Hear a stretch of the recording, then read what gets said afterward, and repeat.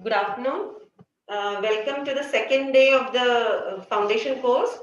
Today we have Professor Jyotsna Agrawal, who is head of Department of Microbiology at RML Institute. She will be talking to us about universal precautions, and we have a series of lectures on this aspect today. Then you have lab safety, then you have needle stick injury, and in the end you would have prevention of hospital infection. So over to Jyotsna, who will talk about universal precautions. Hello, good afternoon, everyone. So we'll start with a universal precaution. Normally, I would have liked it to, like to do this like in a physical form and ask you a lot of questions, but this time you all are saved.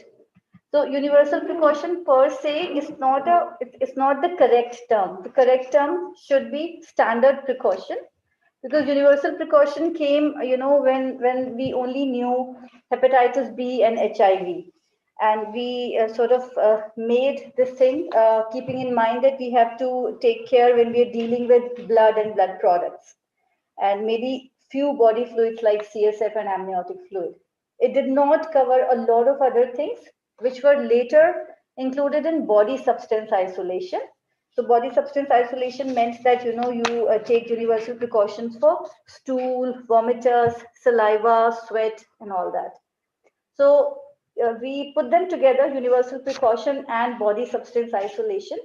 So the better term is standard precaution, and they are meant to reduce the risk of transmission of pathogens from both recognized and unrecognized sources. Okay, so following is what I'll be covering today in brief, because I only have 30 minutes. So hand hygiene, use of PPE according to the risk, cough etiquettes, handling of sharps, managing blood spills, and biomedical waste.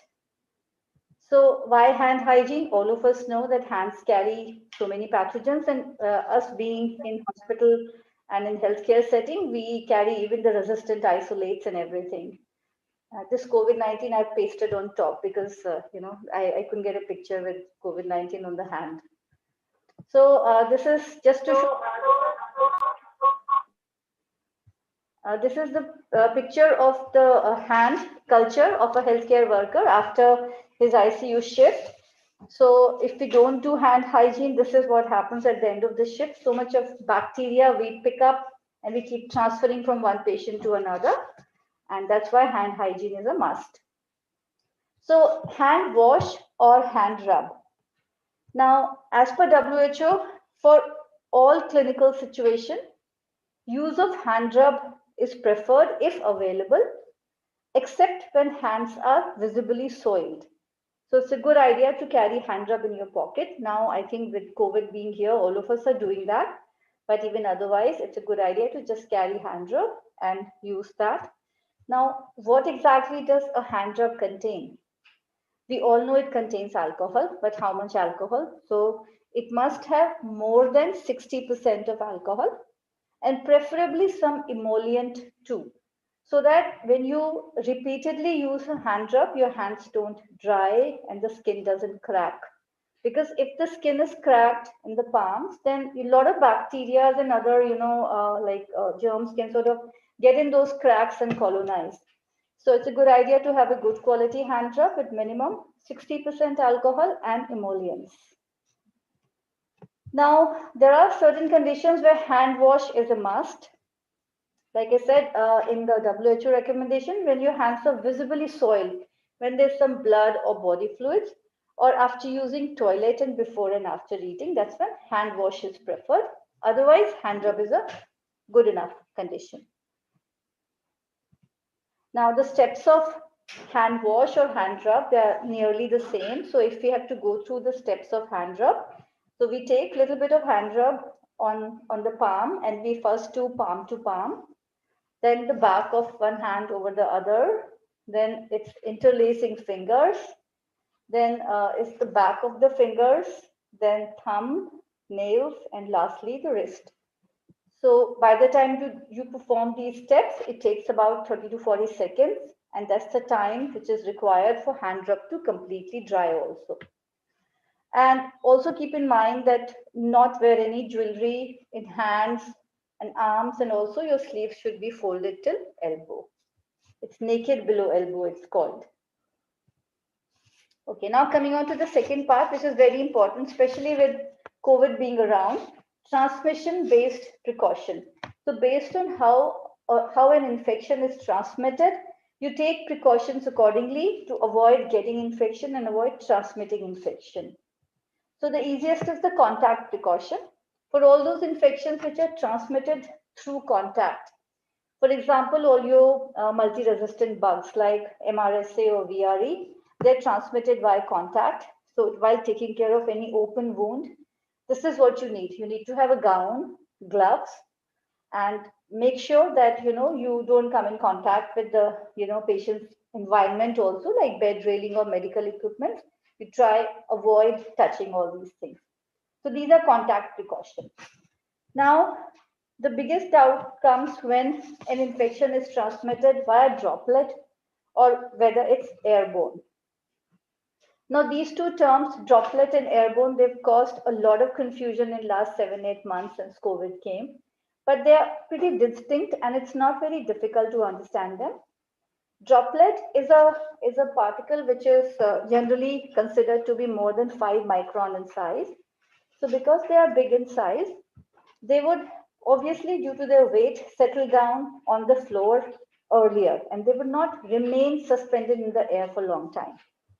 So any infection which is transmitted by droplet, if you are in close proximity of patients, say about 6 feet or 2 meters, if you maintain that much of distance, then when the patient is talking, coughing or sneezing, whatever droplets are being produced, they will settle down on the floor and they will not reach you. So that is the droplet. There are a lot of procedures, there are a lot of medical procedures which can also produce droplets like aerosols, and again the same precaution has to be taken. So the infections which are known to be transmitted by droplet are flu and SARS. And of course, we all know that. And a lot of you have done COVID hospital postings and you're all aware of that because of this droplet infection, to avoid this only, we all try and, wear the kind of PPE which is required. I'll be talking about it. Coming on to airborne. Now, airborne is a situation where it's a dried sort of dust particle which is suspended in the air and it's carrying the pathogen. Now, these remain in the air for a long time and they can travel a long distance. So, for any infection to be able to be transmitted, by airborne, that pathogen has to survive dry conditions and being outside body for a long time because there is no moisture in that dust particle. So fortunately, there are very few infections which are sort of generally airborne. Tuberculosis is one of them. And there are certain infections like chickenpox and measles, which are like both droplet and airborne. For COVID, as per current sort of evidence that is available, airborne transmission is also reported, is possible. So it's both droplet and airborne. Now, why we need to do this? Because accordingly, we will take the precautions. For droplet precaution, surgical mask within 3 feet of patient, because that's when the droplets would be maximum, and after that they sort of keep suspending down on the floor. For airborne infection, a particulate respirator, and we will talk about respirator in detail in a while. So just coming on to PPE, as some of you would have like done COVID hospital duty, you are aware of the complete PPE. So various components of PPE are apron or gown. Even the routine apron that we wear, it protects our clothes and skin. Gloves. Whenever we are going to be in touch with blood, body fluids, non-intact skin, we must have gloves on. There are various types of gloves. There are like sterile gloves, non-sterile gloves, and heavy-duty rubber gloves. So if some of you must wonder, why do we have non-sterile gloves? Then, there are a lot of activities we do related to patients, which we can do using non-sterile gloves and not use the more expensive sterile gloves. For example, for something like, if we have to handle a patient where we know the sterility is not important, so it's good to use a non-sterile pair of gloves, which are much cheaper. Then mask or respirators, and goggles and face sheets, especially when you expect a splash of blood or body fluid, which may occur in any of your mucosa. So if I were to ask you these questions, I know like you probably won't be able to answer them now, but we'll just have a sort of discussion. If you were using, suctioning oral secretions from a patient, what is the type of PPE would you wear? So keep in mind what exposure, might happen. So it could create aerosol. So you probably need to cover, yourself with, of course, goggles, face shield, in addition to glove and mask. If it was just transporting a patient in wheelchair, this keep this in mind that these are like COVID negative patient, because we're not talking COVID positive patient, because then you'll be wearing the complete PP. So in a normal healthcare scenario, if you were to just transport a patient in a wheelchair, what kind of PPE would you like to wear, or you would ask your nurse in charge to give you? Like, what do you think? I mean, I know like none of you are going to answer like this, but probably for transporting a patient in wheelchair, you don't really need any PPE in normal circumstances. Then responding to an emergency where blood is spurting, obviously you can expect a splash. So it'll be a good idea to have gloves and fluid resistant gown, but also in addition, goggle and face shield, so you protect your mucosa of eye. Then drawing blood from a vein, you actually need a pair of gloves, and that's it, nothing else. Irrigating a wound, of course, you can expect a splash, so you need goggles and face shield. Taking vital signs, if you have to take a patient's pulse or blood pressure, what PPE would you like to wear? So generally none is recommended. And in fact, OSHA does not even say you should use gloves while even giving an injection. So if you look at this and you try and sort of think that most of the time, are you sort of overprotected or underprotected? It could have given us some insight as to most of the residents, do you sort of underprotect yourself? Maybe you do. I don't know, maybe doctor, like, I mean, your in charges can tell, like, whether you all sort of overprotect yourself most of the time or underprotect. We do see everyone in a pair of gloves in hospital setting generally. So key points about PPE. You have to select PPE based on anticipated exposure, like we just discussed, and don them before contact with patients. And once you have worn it, do not do any adjustments or anything like touching your face while wearing PPE, and try not to spread contamination. Removal of PPE, like doffing, has to be done very carefully, and then immediately hand hygiene has to be performed. Okay, so coming on to the respirator, there are a couple of things which I wanted to discuss, especially now with the COVID pandemic going on. It's a good idea to know this little bit about respirator. The three essentials that you must know about respirator are that it has to be put on correctly, and there are ways to put on PPE, which this mask, and I will be telling you how to put it on.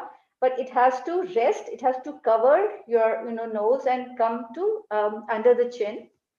It has to fit snugly against your face, and there is something called a fit test for respirator, which one must undergo at least once in a year, and try and decide whether you are meant for a small or a large or a medium sized respirator. And generally, then that same size can continue for a year. So fit test is done like once a year. Then thirdly, your respirator must be able to capture 95% of particles. So it should be at least N95. Then going on to the user seal check. So I just discussed the fit test, which is just to see which size of respirator is best fit for your face shape and structure. But other one is user seal check. This has to be done every time you don a respirator, and this is done by, like you can see in the picture, you keep your fingers across your nasal bridge and you try and blow a little bit within the mask, and if there is a little bit of pressure buildup, then you know that it's fitting snugly, and it's a user seal check. We need that seal so that we are sure that nothing from outside or nothing from inside is sort of transferring. So this has to be done every time you wear a respirator. Then certain points on how to recognize counterfeit N95, which is because now like in between there was a lot of scarcity of N95 masks. So a lot of kind of stuff was being sold in the market online or whatever. So you need to be aware as to what is a real N95 and what isn't. So N is for the non-oil resistant, and 95 I said should be the minimum thing that it should stop 95% of particles from coming in. So N95 is the minimum requirement for respirator. So basically if it's a counterfeit respirator, it would not have any markings on the face piece. Like normally we have, it's written N95, it's written a TC number, and a lot of other stuff is written in there. Also, if at all something is written, it would have a lot of typos and spelling errors. Like, sometimes when you buy a lot of fake products and you can make out from the type of print that's there on the product that this must be fake. So that's how it looks like on a fake N95. Then TC number will not be mentioned either on the mask or on the headband. Then any of the fancy masks can't be, the real N95 because none of them have any decorations or sequins or anything on that.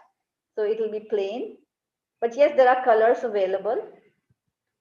Then any N95 which claims it's approved for children can't be real because NIRS hasn't approved any respirator for children.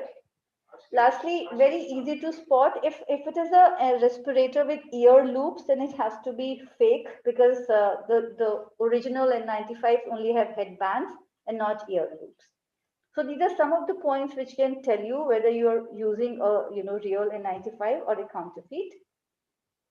Then another thing about the use of respirator, the normal recommendation, of course, is 195, one N95 mask for one patient interaction, and then you discard it. But in last few months, all of us have seen and noticed that yes, there was a crisis situation with N95. So one needed to have contingency plans, and then there were a lot of recommendations which came in from CDC as to what and how N95 can be used in cases of contingency and crisis. So that's when the talk about extended use of N95 and reuse of N95 came.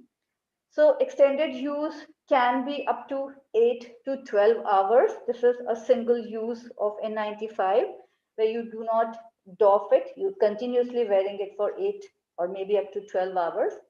Reuses, you sort of wear it once, then you doff it, store it in between, and then you again use it. So this kind of reuse is like CDC suggests that maximum 5 times you can don one N95.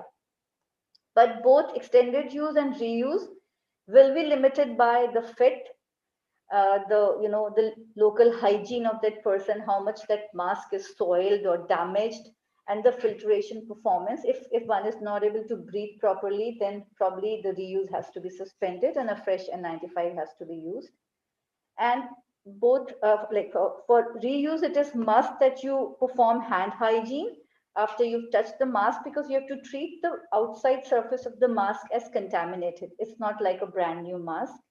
And CDC even suggests that healthcare personnel can consider using a face shield or a face mask over the respirator to prevent it from being, becoming soiled, dirty, or reduce the contamination on the surface.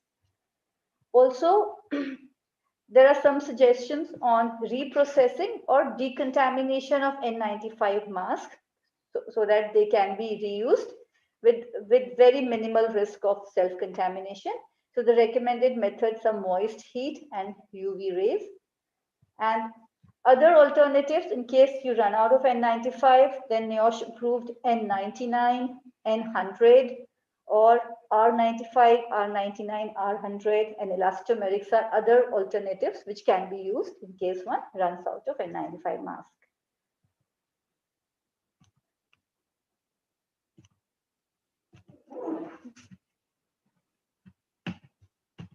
Okay. Anyone has sort of has anything to talk about N95 with valves? So you must have seen some people wearing them, N95 with valve. So here you have to sort of know respiratory protection versus source control.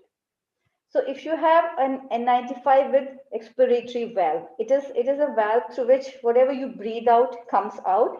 This was just made keeping in mind that people have a breathing comfort, and there's sort of no buildup or suffocation within the mask. So this valve was built.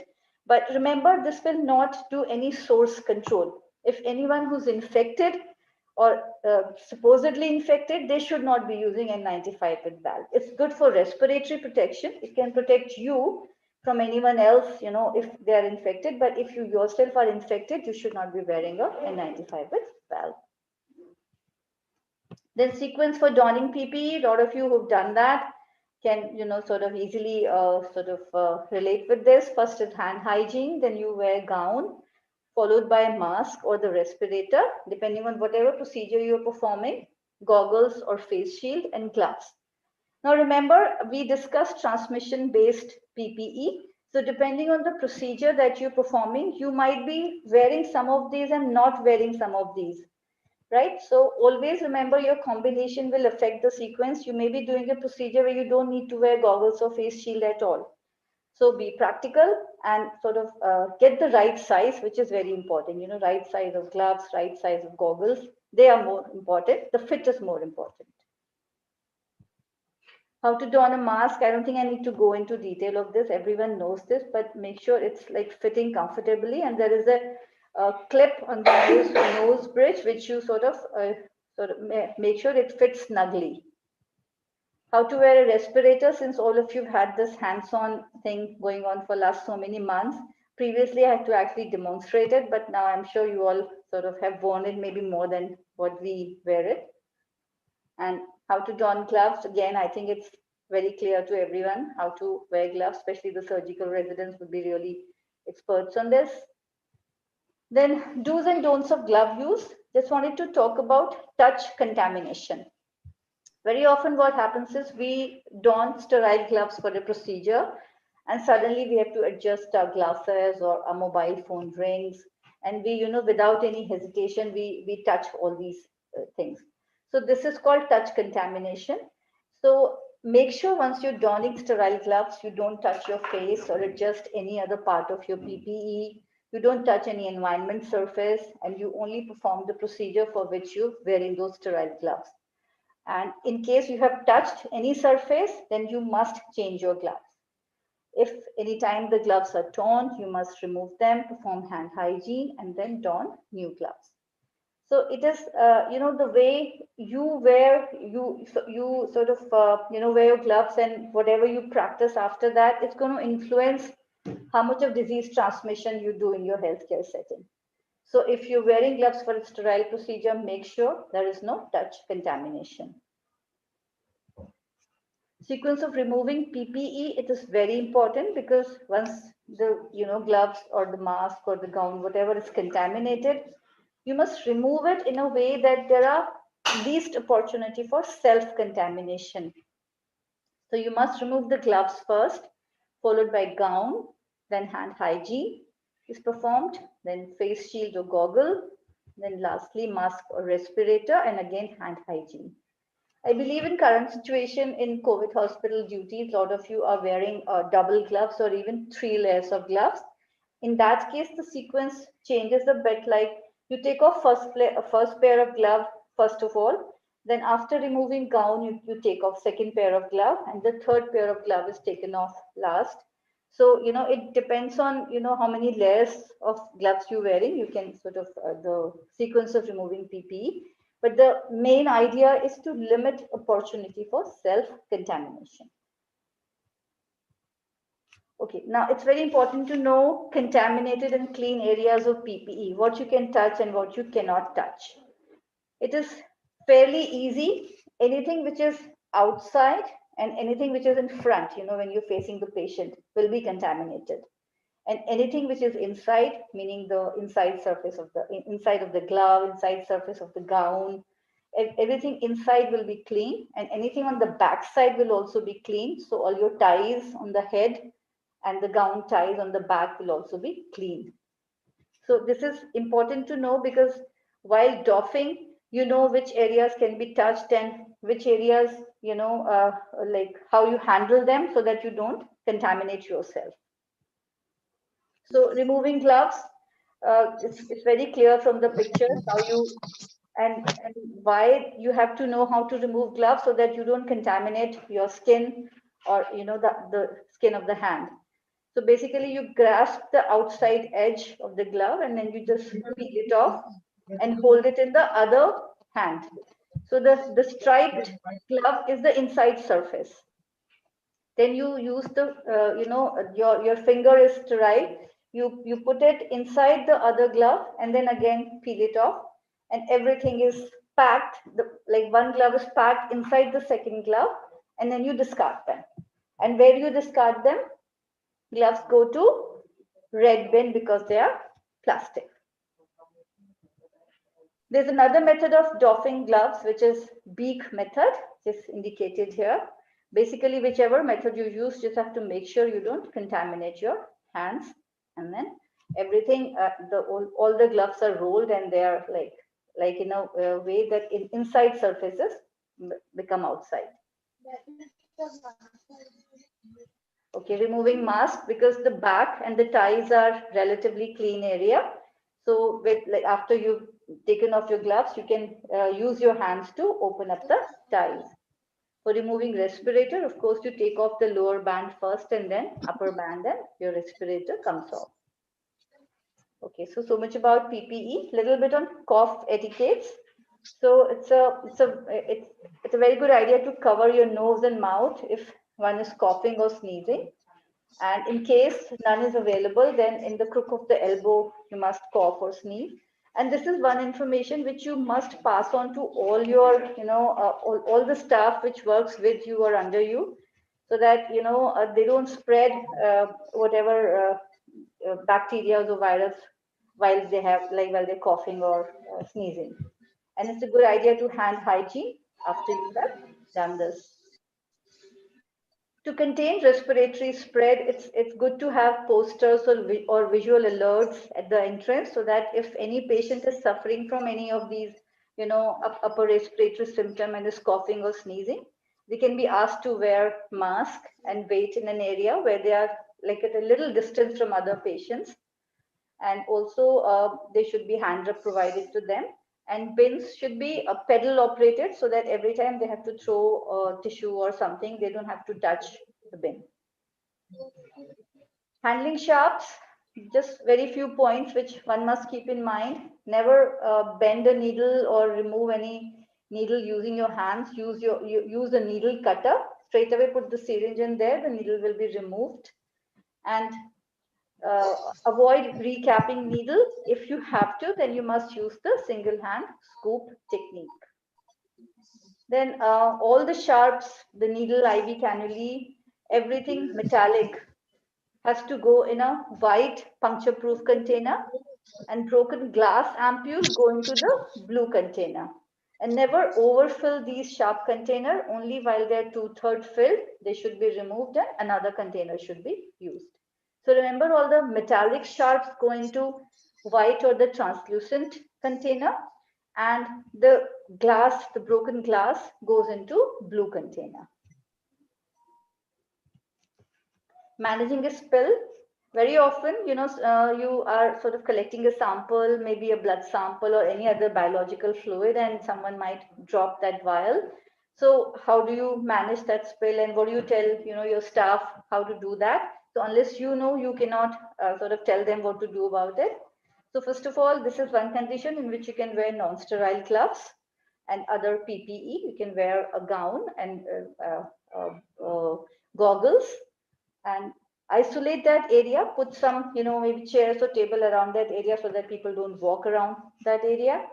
Then first of all, use a pan and a brush so that if there are any sharps, any broken test tube glass or anything, that needs to be picked up and put it in the blue box because it's a broken glass.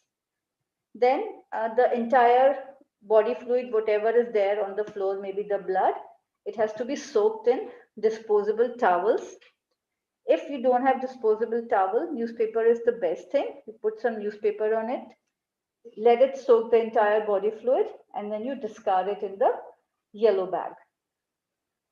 Then put fresh 1:10 diluted bleach and cover the entire area which had the spill. Let it sit for 20 minutes, and again use the disposable towel to clean the area. So this is an example just how it is done. Now, briefly on biomedical waste management, the black bin is the easiest to remember. It has, the non-infectious waste. So whatever paper or the, food, leftover glasses, plates, or whatever, everything goes in the black bin. Yellow bin has everything which has, human tissue, any swabs, cottons, bandages, linen, anything contaminated with human fluid or blood. Whereas red bag has anything which is plastic or rubber, and it goes into red bin. So remember, yellow, black, and red, the major, 3 types of sort of biomedical waste. And just wanted to highlight a few things in this yellow, red, and white bins. In yellow, other than the anatomical waste and the cotton or the linen and the soil dressing, also go in expired or discarded medicines. And the entire yellow bin content, it goes in for incineration. It is burnt. For red bin, we've discussed, it takes all the plastic and the rubber things. So when you're discarding syringes, make sure the needles don't go into red bag. Needles are supposed to go in the puncture-proof container. And the red bag content is always sent for autoclaving and then maybe for recycling or sent to landfill. White bin, we've already discussed. It's for metallic sharps. So it could be needles or scalpel blades or anything, metallic sharps. And blue is for glassware, but also for metallic body implants. So this is the basic category of waste. There's a lot more to it, so you can read up, more details if you want to know more and how it is disposed. All the yellow bin waste goes in for incineration. That is, it's burnt and the ashes are sent for landfilling. Most of the red bin stuff is first autoclaved so that it becomes non-infected, and then it can go for either recycling, shredding, or whatever. So if I were to ask you, where do these go? Expired medicine. So I hope you all know this goes into yellow bin. Syringe, first it's put in the needle cutter. The needle stays there, and then they go into the puncture-proof white container, and the syringe, the plastic part, goes into the red bin. This goes into red, and this goes into yellow. Okay, so that's about it. And this symbol that you see here, this is the biohazard symbol. I hope you all know that this has 4 circles, and each circle denotes a thing about infection. So like there is an agent which needs, the agent is the infectious agent. It needs to have a host, it needs to have a source, and it needs to have a transmission method. So these 4 are the principle of, how infections happen. So there are 4 circles denoting these 4. Thank you so much.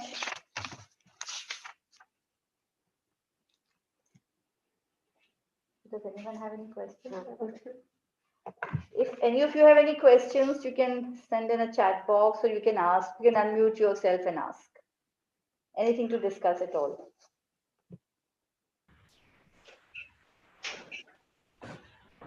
Ma'am, I have a question. Yes, sure. Can you identify yourself? I'm Dr. Jayakumar from Department of Nephrology, Senior Resident. Yes, sure. Yeah. Excellent presentation, ma'am. Upfront, I want and just one question regarding this. Many times we are having to work for more than 24 hours. So, in that times, is it recommended that we have to change the N95 mask because we are now using it for more than 2-3 days for practical reasons? Yes. I mean, is it recommended to Yes. use it for beyond, like, means should we change? I mean, in that. Yes, recommendation is that at a stretch you should use it for maximum 8 to 12 hours. And then, if you're doing a duty for 3 days, you should have 4 masks issued to you. Then you label them as 1, 2, 3, 4, and Yes, after that system I did go through, ma'am. Monday, Tuesday, Wednesday, Thursday, and we right, are doing that. right, But right. many times it's impractical actually when we are in extended duty hours. It becomes difficult. So, and also that was one aspect. And the other thing was the complications of this N95 mask for people who are having asthma or those things where there is CO2 retention. Is there, I mean, in your opinion, what do you think can be an alternative to this? Okay, first of all, about the extended use thing, if you are continuously on duty for 24 hours, you must change your N95. I'm sure your consultant in charge will provide you adequate number of masks, because this 8 to 12 hours itself is a crisis and contingency management. So we should not be stretching it beyond 12 hours in one use. Okay. So that is one thing. And about those people who have breathing difficulty and everything, there are some recommendations that they can use the mask with valve and put a surgical mask outside it if it helps them to breathe a little bit sort of more easily. Right. Otherwise, yes, I know it's an issue. Don't really have too many answers for this. There aren't any. Yeah. Recommendation. Anything else? Anyone? Thank Any you. other question? Maybe you can sort of share some of your experiences, because earlier on it used to be such a theoretical lecture because hardly anyone had used N95. I mean, till last year even I had never used N95. I was to just sort of tell how to wear it and how to do that. But now that all of us are wearing them, day in and day out, if any of you have anything to share, it would be lovely to hear from you. That's really good. Okay, thank you. There seems to be no more questions. Just one announcement for all of you. Tomorrow we will start the class earlier at 2 o'clock because Dr. Ghoshal has some meeting in the research cell. So there'll be a slight change in the schedule. We will start with Dr. Ghoshal at 2, followed by Dr. Amita Agrawal at 3 o'clock, and then Prabha Manoj Kumar, who's going to talk to you about online library and introduction to PubMed, will follow.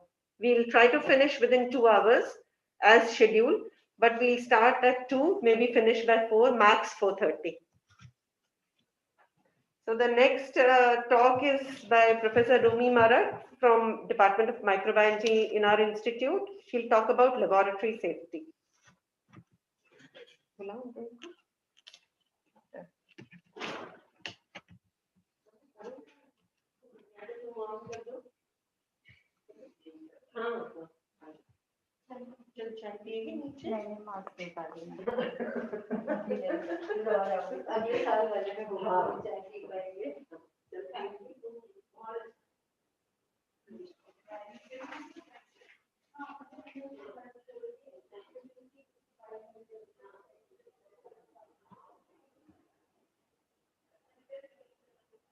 कौन सा खोल रही है पता नहीं मेरे आपको खोल दे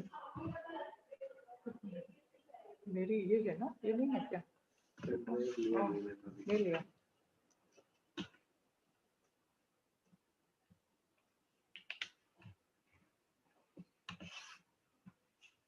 बीच में डॉक्टर रूमी के बाद फोटो लेना सबका पहले से मैम अभी लेना पहले अभी लेना Rumi just ask them to put their videos on. We'll take their attendance. Okay. Hello. Ma'am has told, Pretty ma'am has asked to put on your videos on. So that we can take your attendance. Please switch on your video. Switch on your videos. Thank you. All of you, please. Apurva, there's somebody. Apurva, I can't. Oh, good.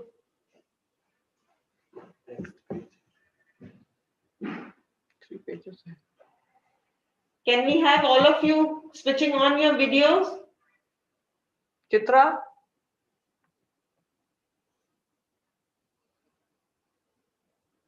Can we be quick so that we finish quickly and go on to the next talk?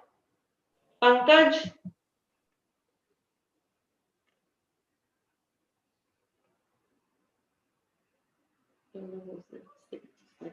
Pankaj. Pankaj, I'm not going to give. If there are issues, please speak up. Otherwise, I won't give you attendance. Please don't make me do all these things. I'm really sick. I'm tired of being the. Please switch on your videos. Okay, all 3 pages.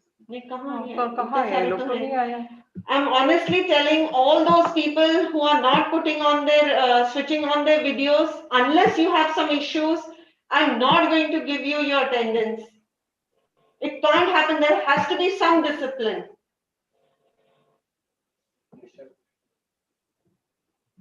Kriti, Ganesh Singh, Abhinav, there's so many Nagendra, of you. Please. Nisha. Why are you Don't switching? do it. Alok. नहीं आलोक तो शायद वो है consultant molecular medicine में ओहो अच्छा think he is join इनका हो गया था नायक दानिश वगैरह ही यस मैम वो फर्स्ट पेज पे जो रोटेट होते हैं हां ओके ओके ठीक है जो भी whosoever I don't see your videos I'm sorry I'm not going to give you attendance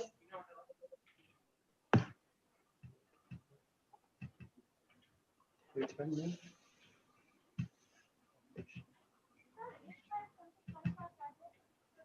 कौन बात कर रहा है yes sir आज जब डॉक्टर अमित गोयल का खत्म होगा लेक्चर तब भी लेंगे okay ठीक है some laboratory please sir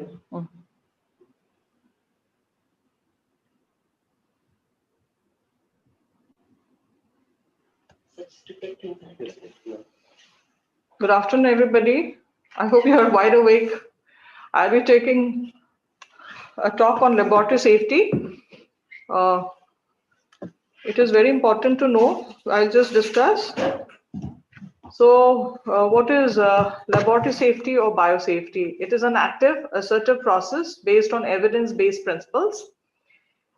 And biosafety is done to ensure safety from microbial contamination or infection or from toxic reactions for the laboratory workers, the public, as well as the environment, as a result of active manipulation of live microorganisms or their products or clinical materials while pursuing an academic or a research or clinical procedures.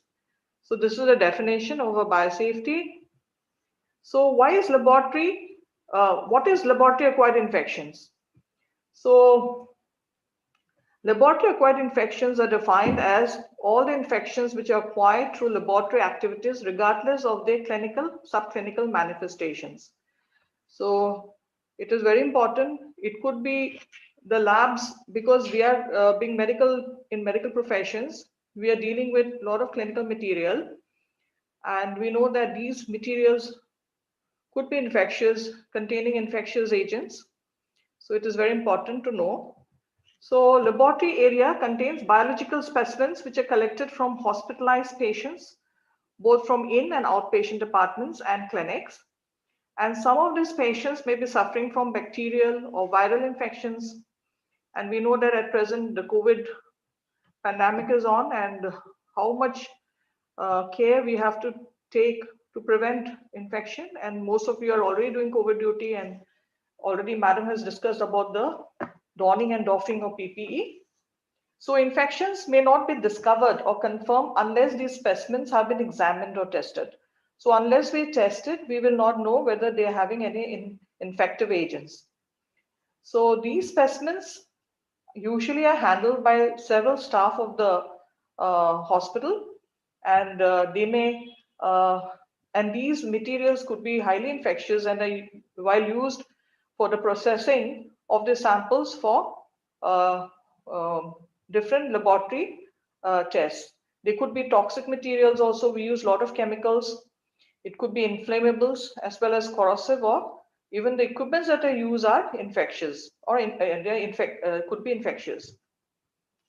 Each of these materials have a high risk while have their own risk while if they are handled improperly. So we have to know how to use these equipments, we know that when we are taking the samples for COVID, how much precautions we are taking for sampling and for packaging and transportation, and how they are being transported to the laboratory for testing. So it is very important that we should know how to do the right technique to prevent any occupational hazard or infections either to ourselves or to our co-workers or colleagues. So what are the goals of biosafety? It is to prevent infections in laboratory workers. It is also to prevent accidental release of live microorganisms, which can potentially endanger and have severe negative impact on human, animals, or in the environment. Now, looking at the epidemiology of the occurrence of laboratory acquired infections, you can see that in 1676, Leeuwenhoek, he was the first person who described bacteria. And by 1881-84, there was isolation and culture of diphtheria bacilli. And by 1898, you can see that while pipetting, mouth pipetting, laboratory personnel got infected with diphtheria, or diphtheria laboratory acquired infection was reported. In 1883, Koch isolated the cholera vibrios or vibrio cholerae, and by another decade or so, they had again reported cholera laboratory acquired infection. So you can see that over the years, typhoid laboratory acquired infections, brucella, all this have been reported. What are the most frequently reported laboratory acquired infections?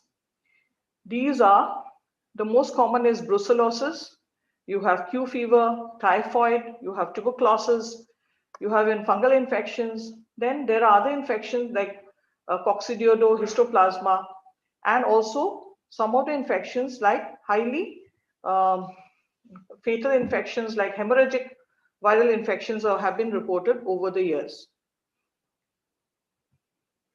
Now, what are the sources of lab-acquired infection?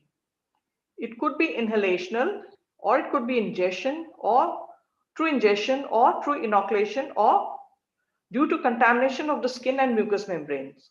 So when you're working in the lab, because you are mixing different clinical material and using various equipment for mixing, that is for centrifugation or for grinding, vortexing, blending, and even using flaming a loop for inoculation, and these processes will generate aerosols. So you know about aerosols, was already discussed.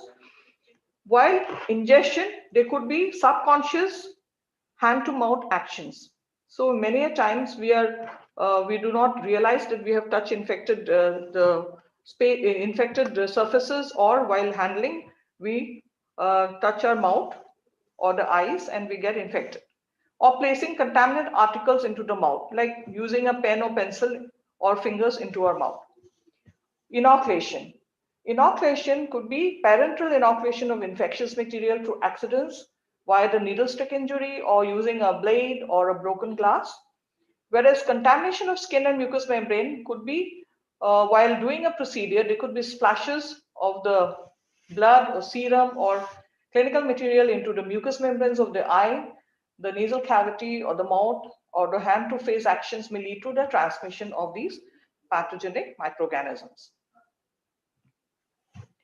Now, what are the rules and safety precautions?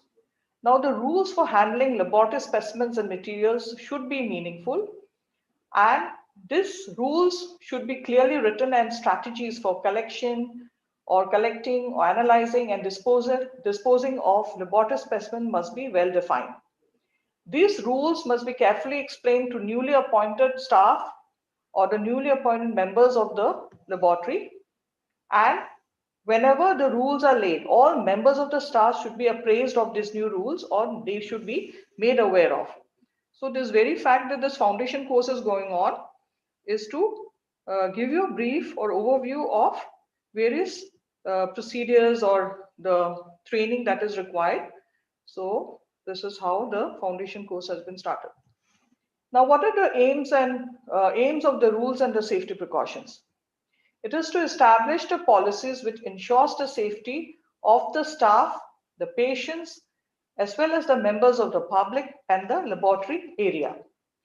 To protect the laboratory staff against unnecessary exposure to infectious agents and to avoid cross-contamination or sickness, any injury, or even other hazardous occurrences like a fire, electricity, mechanics, chemicals, or lasers. It is also to offer immediate information for dealing with unexpected threats to the well-being of the laboratory staff as well as the patients, and to prevent the damage of physical assets such as the buildings and equipments. It is very important that because all equipments are used through electricity, it is important that many a times they could be short circuit and they could be damage to the equipment. It is very important that even electrical equipments are used well. To raise the awareness of the staff of the importance of the safety rules as well as to take all precautions. Now coming to the biosafety levels, what is this BSL? So this biosafety levels, they correlates to the biohazard groups. So this biosafety levels, the biohazard groups describes the containment practices, the equipments and the facility design features which is recommended for safe handling of microorganisms in a different hazard groups. The National Institute of Health and the Centers for Disease Control and Prevention, USA, define 4 levels of biosafety in the microbiological or biomedical laboratory. These guidelines are referred to as biosafety levels. And there are 4 types of biosafety levels, 1, 2, 3, and 4. Now coming to the biosafety level 1, this means the lowest level of containment or microbiological safety entirely based on standard laboratory practices. It is recommended for work with microorganisms that are not known to cause infections in healthy adults, like examples Bacillus subtilis. So Bacillus subtilis could be found in the environment. They are not known to cause any infection in healthy individual. There is no risk or low risk to individuals as well as to the laboratory workers and the community. So biosafety level 1, this is the lowest level of containment. Now, what is biosafety level 2? This generally applies for bacteriology laboratories during the work with agents like Salmonella species. We know that Salmonella are known to cause enteric fever. There are different types. It can cause septicemia. It is associated with human disease of varying severity and agents of infections that are unlikely to spread in the community. So a person usually will not spread the infection to others. These agents can be handled on open benches, especially if the primary barriers such as face protection, gowns and gloves are used when appropriate. And in such infections, effective prophylaxis or effective treatment is available. So you can treat these infections. Coming to the biosafety level 3. This is the containment of hazardous microorganisms primarily transmitted by aerosols such as Mycobacterium tuberculosis or Coxiella burnetii. So these cause very severe human diseases. Serious hazards, these agents cause serious hazard to laboratory workers, and there is also a risk of spreading of this infection in the community. However, there is sufficient prophylaxis and the treatment is usually available. Specific requirements are needed, like suitable ventilation systems to process the samples in a BSL, where totally it is enclosed cabinet with gas-tight construction, which provide highest possible level of protection to the person who is working as well as the laboratory environment. Now coming to the BSL 4, to biosafety level 4, this level is for agents causing life-threatening or untreatable diseases that can affect laboratory workers via aerosols. Example is hemorrhagic fever viruses like Ebola, we have Marburg, now we have COVID, and other highly infectious like SARS, MERS. These are all highly infectious agents. Usually they are viruses, and they present a very high risk of spread in the community. And there is no effective prophylaxis or treatment. Especially for hemorrhagic fevers, there's usually 100% mortality or it is fatal. The personnel must wear suits that cover the full body. It should be air supplied and positive pressure suits are to be worn. This facility itself is should be isolated from other laboratory and includes a very specialized ventilation and waste management. So everything there, whatever waste is generated, should be disposed of in that area itself. So normally a BSL-3, a BSL-4 is one which it cannot be located close to the other laboratory facilities. Now talking about the biohazard sign. This label can you see is the biohazard sign. It is a universal symbol. It communicates of potential exposure. It is typically a red or orange color. The symbol should be defaced when the hazard is no longer present.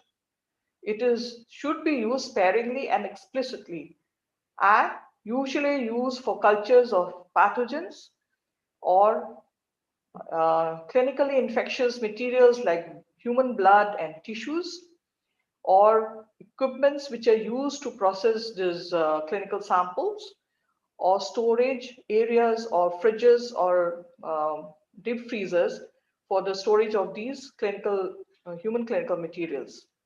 It is also used for animal experiments, so the cages can be again labeled and door into a laboratory. So laboratory, because any sample could be infectious, therefore this label is also placed at the door of a laboratory. Restricted entry is, there should be restricted entry into this laboratories.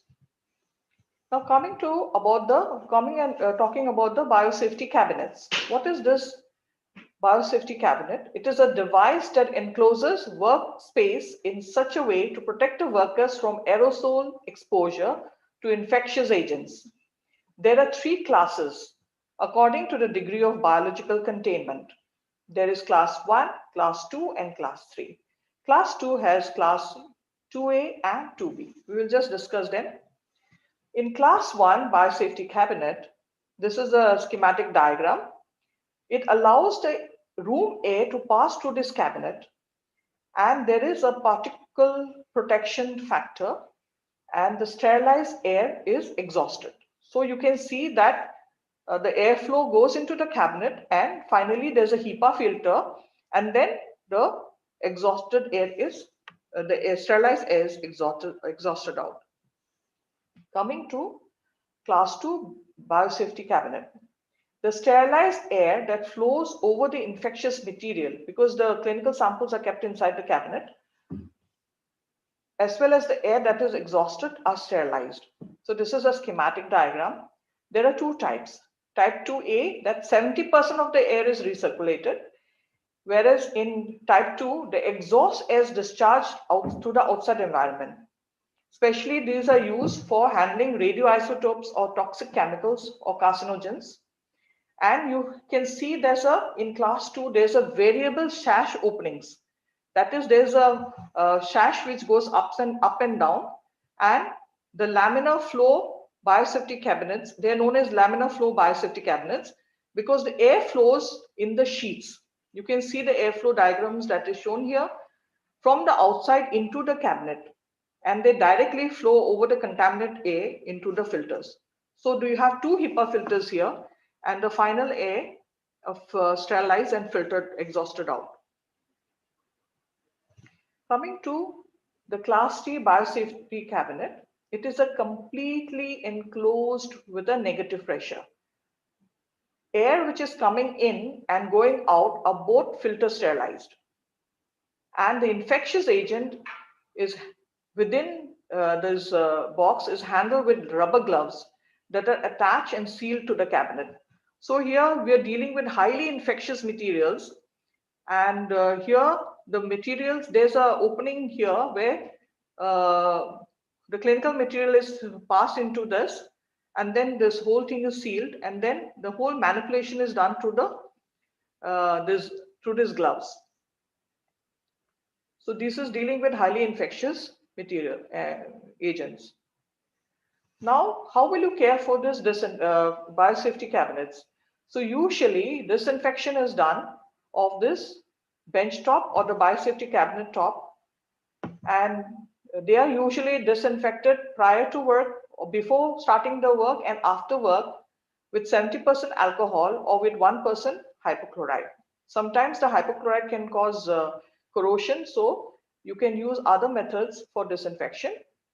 And special precautions are taken when there is any spillage. So large spills and small spills, again, you have to take care while working in the biosafety cabinet. And you can also do fumigation, that is before the maintenance or change of the filters, and routinely at least weekly intervals they are fumigated. So it is important that these, even there's a UV light there. So you can use the UV light, switch on the UV light for at least for 15 to 20 minutes, after which you can start your work. Now, what are the essential for standard precautions and safe laboratory work practices? It is very important that when you're in the laboratory, one should not eat, drink, or smoke. They should not insert or remove the contact lenses. Like touching the mucous membranes are because the surface areas could be contaminated. Do not bite nails or chew on pens. And mouth pipetting now is totally absolute. Nobody does it. We have mechanized pipetting systems. And the access to the laboratory should be limited to only trained personnel. So not everybody can walk into the laboratory because we do not know what is there, what infectious agents are there. So it is important that only trained personnel, those who know about the laboratory should be allowed access. One should assume all patients are infectious for HIV or any other blood-borne pathogens. As we know, all or none, unless they are tested, we will never know whether the person is harboring any infectious agent. Now, as Madam has already said, you should wear appropriate personal protective equipment. So normally we wear an apron. The apron helps when we come in contact with infectious inanimate equipments, or any spillage or any splash can be protected through your apron. But in specific procedures, when you're going to perform specific procedures, then you should wear the PPE. So as already you people are wearing for COVID, so while doing the duties for COVID, in the laboratory also, because while processing any sample, infectious samples, then one should wear the protective equipments. So the donning and doffing of these gowns and should be known. Everybody should know. Any person working, in fact, should know how to don and doff the PPE. That is involving the gloves, the mask, the goggles, the gowns and aprons, and these should be removed before leaving the laboratory or the area where the task has been performed, and discarded into color-coded bins. I think somebody will be talking about biomedical waste management. It is very important that this biomedical waste management should be followed. So can anybody tell where to throw your gloves? Which color-coded bins will you throw your gloves? Discard.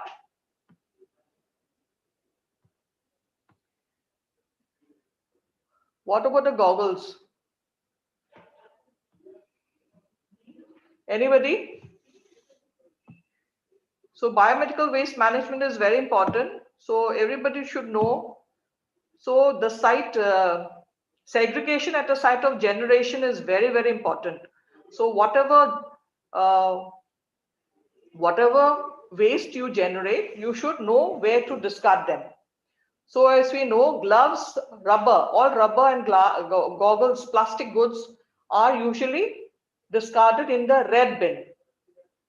Okay, whereas aprons, if they're usually plastics, they're highly infectious, so they usually go into the yellow bin.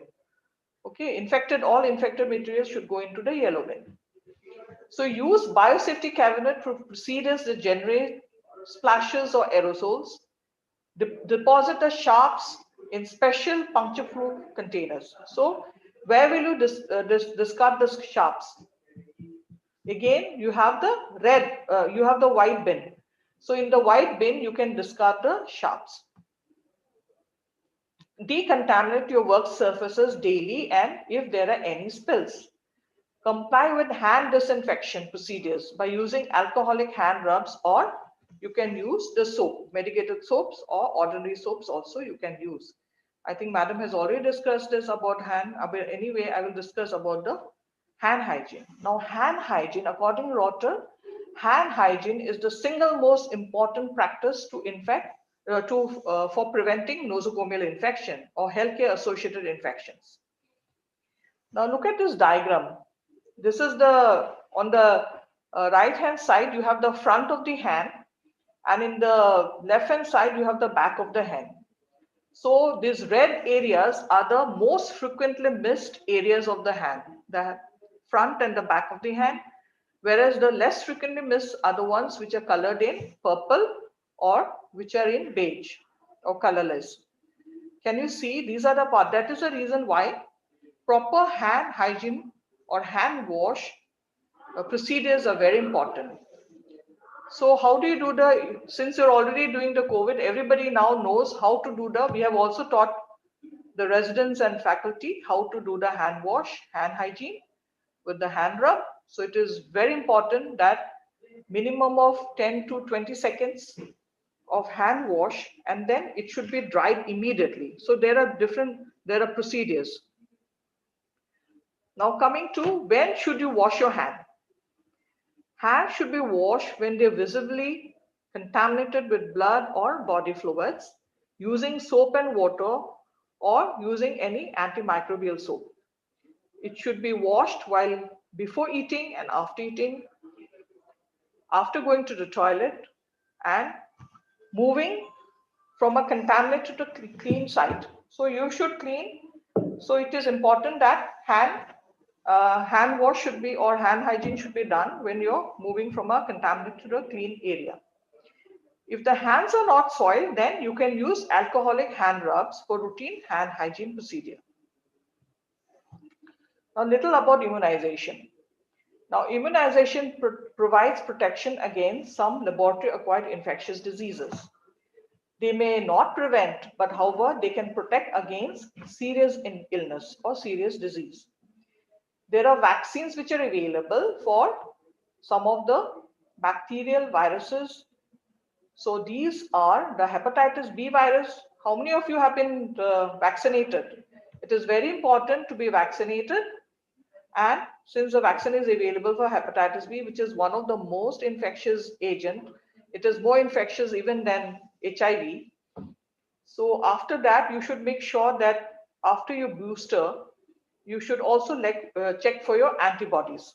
So you should have the protective antibodies. Many a times people do not seroconvert. So it is important that you know the antibody titers. Minimum of 10 international units, that is the cutoff. Then influenza. Influenza, we know that people take vaccination for influenza A, for B, and also for swine flu. Then tetanus, you have diphtheria toxoid, meningococcal, rabies, both for post-exposure prophylaxis or as a preventive measure also you can take. And you have vaccines for like typhoid and for smallpox, as well as for measles, rubella.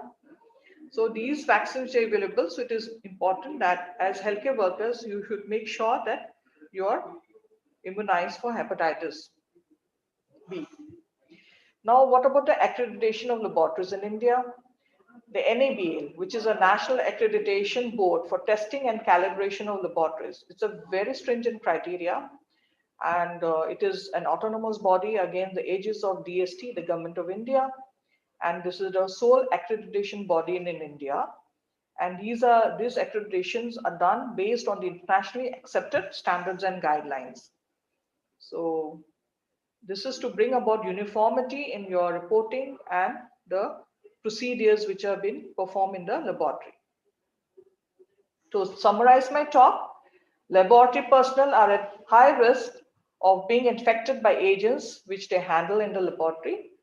They could have exposures to infectious aerosols, and which is considered the most common source of infection. And we have to assume that all patients are infectious for HIV or hepatitis, as I've already told you, and we need to strictly adhere to the biosafety procedures. We need to wear appropriate personal protective equipments. So when we require, we should wear many times we wear only the mask and we wear the gloves. But it is important, as and when required, you should wear the PPEs. Hand hygiene is the single most effective practice to prevent infection. This I'm saying because if your hand is, especially for MRSA, VRE, Candida auris, if your hands are not properly washed or clean, then you may start spreading the infection from your hands to other patients. That way you can have an outbreak of these hospital acquired infections in the hospital or in that particular ward. As I've told you, vaccination can help prevent some of the infectious diseases, and following the guidelines can reduce the risk of exposure and consequently the laboratory acquired infections. With this, I finish my talk. Thank you for a patient hearing. These are the available references from the WHO and the CDC. This is the latest one, Biosafety Microbiological and Biomedical Laboratories, which was revised in June 2020. So if you want to know more about it, you can read this manuals. Thank you very much.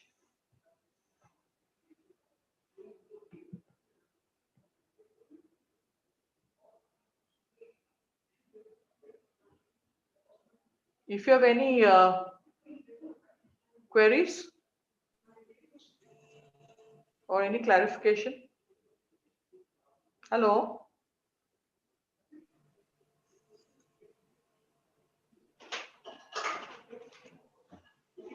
पूछना था ना ये क्या हो रहा है, mute all हुआ ना, म्यूट हो गया इसलिए अनम्यूट करना पड़ेगा इन लोगों को.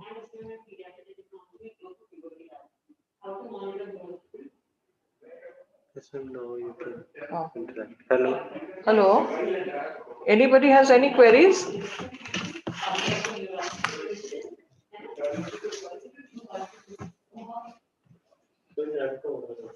Any queries? Or it's very clear? So no queries. Okay, thank you very much.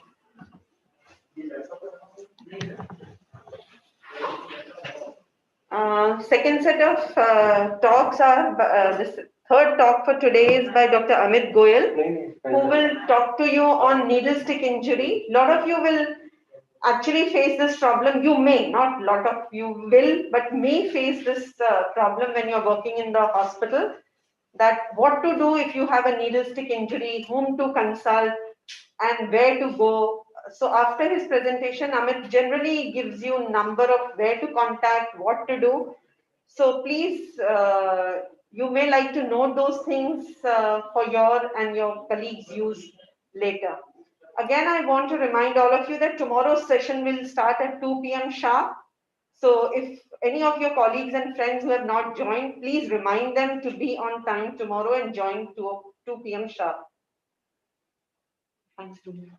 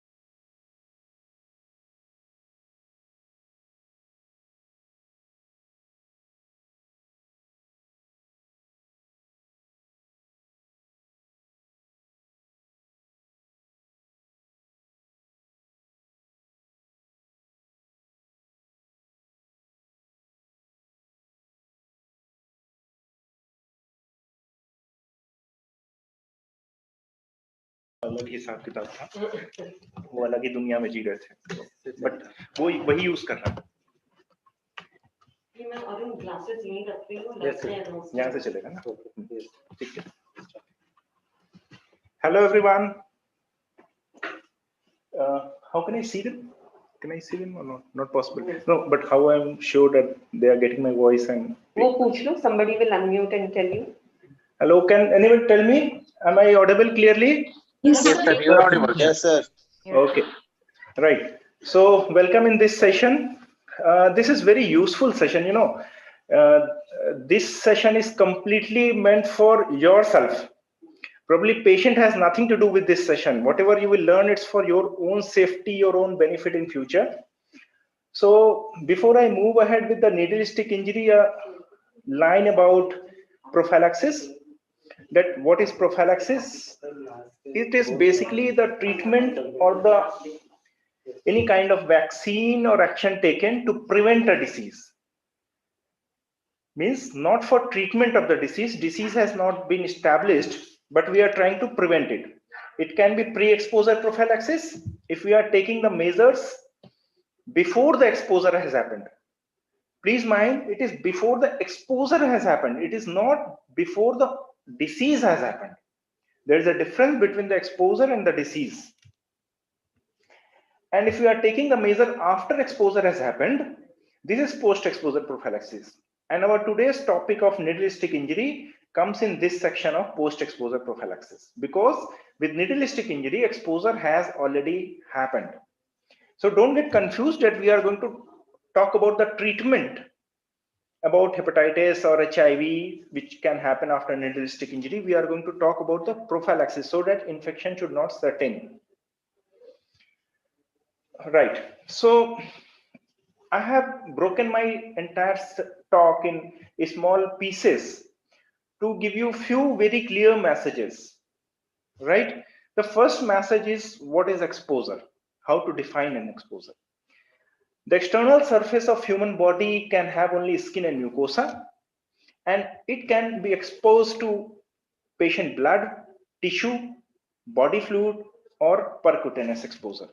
I have put in 1 star and 2 star, which means skin. If it is non-intact skin, then it is an exposure. Non-intact skin means if there is any deceased portion of skin, means skin with psoriasis, ulcer, erythema. Because in all this condition where like psoriasis or erythema is there, the vascular supply of the skin is increased. So if the exposure happens, there is high chance that pathogen can enter into the circulation. Then body fluid. All the body fluids are not considered as infectious. Like any body fluid other than feces, nasal secretion, saliva, sputum, sweat, tears, urine, and vomitus. If anything other than these body fluids coming in contact with mucosa or non-intact skin, it should be considered as exposure. Please mind what I have told. Body fluid other than these things, these apply to the infections which we are usually concerned at the time of needle-stick injury. That is hepatitis B, hepatitis C, and HIV. So if there is a contact of mucosa with blood, it is exposure. If there is contact of mucosa with tissue, percutaneous exposure is anyway, it's an exposure. So you can understand what is exposure and what is not an exposure. There can be an accident, but necessarily not an exposure. Another piece of information which I want to pass on is who are at risk of needle-stick injury exposure, why, and how much. Means what could be the sources. Among the needle-stick injury, among the various sources of exposure, if you see, needle-stick injury or percutaneous exposure is the most common type. I understand that this data could also be a biased data, because whenever a person is having needle-stick injury, a panic is created, and most of the time it is a needle-stick injury which is reported, but any other exposure which is not due to needle injury is not reported. So it could be the representation of over reporting of needle-stick injury. Among the various percutaneous sources, hollow bore needle is the most common source, because obviously this is the one common instrument which we are using for blood sampling, for injections. So that is why hollow bore needle is the most common source for percutaneous injury, followed by other things. And the most common procedures which lead to needle-stick injury are intramuscular or subcutaneous injections, or at the time of drawing blood sample. And again, these are the most common procedures actually which are done. So this is that's why they are overrepresented. This is a bit of theory, but what message we should have, that the needle-stick injury is the most common source for percutaneous exposure. Among needle-stick injury, if you see, or percutaneous instrument, hollow bore needle are the most common source, and the most common procedures are injections or blood sampling. Then who are at risk? The winner is our staff nurses, right? This is the global data. Because most of the healthcare, especially the countries which provided all this kind of data, means developed country, are provided by the staff nurse, not by the physician or by the lab assistant or the laboratory person. And that is why nurses are at the highest risk of needle-stick injury. So it is the marker that who is providing the maximum health care. In your setting, if doctor is the one, when I was in my post-graduation, doctor was providing maximum health care, starting from fluid change, blood sampling, cannula placement, RT placement, even enema administration, all those things. So in that situation, probably the doctors are at the highest risk, right? But this is the global data. So if we know that needle-stick injury can happen, so how to avoid these needle-stick injury before we learn that how to prevent hepatitis infection following needle-stick injury? It's very important to know how we can avoid, what are the common mistakes which lead to needle-stick injury. These are the few mistakes which are avoidable, and these are the common humor errors which I have converted into humorous error, so that you can say it's easy to remember. Avoid multitasking. In present era, we are fond of doing multitasking. We might be talking on one phone, second phone, doing some procedure, thinking about home, and reading novel, so many things. But it is not good, at least in healthcare setting, where the risk is not only limited to the patient, but also to the healthcare worker, and it's a matter of life and death. So multitasking is one of the reasons which we should avoid in our workplace. When we are doing our work, we should concentrate in our work. A small mistake in our concentration can lead to a big needle-stick injury, exposure, life-threatening condition, anything can happen. So we have to concentrate in our work. Then avoid hurry. Many times we are in hurry that we have to leave for home, we have to take care of some other things, and this hurriness we might save 5 minutes, 2 minutes, but it can put you in a big trouble if a needle-stick injury happens or some other kind of accident happens. So avoid hurry. And the biggest menace of the present era is the mobile phone, which can put you anywhere if you are not cautious while using it. Now, the second piece of information which I want to share with you, is the risk of transmission following needle-stick injury. Whenever needle-stick injury happens, the first thing which comes in our mind is the possibility for HIV infection. But we hardly think that any other infection can also be transmitted, especially hepatitis B and C. I will give you a small mathematical calculation that whenever there is a needleistic injury or any other kind of exposure, the risk of transmission depends upon two factors. One, the disease prevalence in the source population, and second, transmission rate following exposure. Let us do a small bit of mathematics. This is what I have written in previous slide. The transmission risk is equal to prevalence multiplied by transmission rate. Suppose we are talking about a disease Z and the prevalence in general population is 5%, which is written as proportion 1. Transmission following exposure, possibility of transmission is 10%, which is again proportion 2. Then transmission risk is equal to 0.5%. Is it clear to everyone?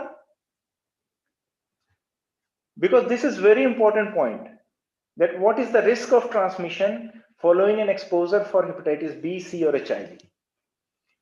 This slide should be clear. And this is the disease burden in our country. Hepatitis B, 30 million people are infected with hepatitis B. 10 million people are infected with HCV and 3 million people are infected with HIV in our country. This is the Indian data. So if you take HIV as a baseline, 3 times of HIV are HCV and 10 times of HIV are HBV in our country. So disease burden for HBV is 10 times as compared to HIV, and disease burden of HCV is 3 times as compared to HIV. Transmission rate following exposure, that if you know that the person was HBsAg positive and you are exposed, then the risk of transmission is 30% on average for hepatitis B, 3% for HCV, and 0.3 is for HIV. Again, you can say risk of transmission for HBV is 100 times as compared to HIV, and for HCV it is 10 times as compared to HIV. If you multiply them, following a needleistic injury, you have 1000 times more risk of HBV transmission and 30 times more risk of HCV transmission than HIV transmission. But whenever there is a needleistic injury, the first thought which comes in mind is HIV. And as a hepatologist, I can tell you, hepatitis B is not less lethal than HIV on global map. It is not less debilitating than HIV. Actually, if you see the global data, the number of deaths which is happening due to hepatitis B and C in the world is continuously increasing, but the death due to HIV, tuberculosis and malaria, they are decreasing. And death due to HBV, HCV are more than the combined death caused by HIV, tuberculosis and malaria. So in my opinion, HIV has got much more importance and resources, and also our concern in any situation, especially needleistic injury exposure, than hepatitis B and C. We must be more cautious about exposure to hepatitis B and C. Now coming to the crux of the talk of needleistic injury management. If unfortunately any one of us is exposed to needle injury, we have to take 3 steps. First, local management, wound management, then report the incidents. Ideally, there should be a reporting point. Earlier, we had hepatitis prevention and control cell in our gastroenterology OPD before COVID era. And at that time, all those with needle injury were coming there and a form was filled. All the reporting was done, but now it is stopped. Then the third point is the specific care following hepatitis B, C or HIV exposure. HIV I am not going to deal because I am not the right person to talk about HIV. B and C I will restrict myself. So wound management, we have to clean the wound with soap and water. Flush mucous membrane with water. Don't use soap or any other antiseptic on the mucous membrane. And there is no benefit of using antiseptic or disinfectant. There is no benefit of squeezing or milking at the site of puncture. Rather, it may increase the risk of transmission. Because whenever you are doing squeezing or milking, the blood supply to that region is increased.